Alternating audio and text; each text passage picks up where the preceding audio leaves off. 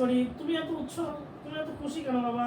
বাবা বাবা আজকে তো পহেলা বৈশাখ, আমি খুশি হব নাকি কি করব? ও আচ্ছা তাই। হ্যাঁ আজকে তো ছুটির দিন, আজকে পয়লা বৈশাখ। বাবা বাবা বাংলা নববর্ষ কি? ও বাংলার নববর্ষ হচ্ছে বাংলার সন গণনার প্রথম দিনকে বৈশাখ মাস, এই জন্য বলা হয় বৈশাখ মাসের 1 তারিখকে বলা হয় নববর্ষ, বাংলা শুভ নববর্ষ বলা হয়। সম্রাট আকবর এটি প্রচলন করে গেছে, বুঝতে পারছো? হ্যাঁ বাবা। আর এটা হচ্ছে বাঙালি জাতির, শুধু বাঙালি জাতির কৃষ্টি কালচার, মানে বাঙালি জাতিকে তাদের সবকিছুর ধারক ও বাহক হিসেবে কাজ করে। বাবা বাবা আম্মু আজকে পান্তা ইলিশ রান্না করেনি কেন? আর পান্তা ইলিশ খেতেই হবে এমন কোনো কথা নাই।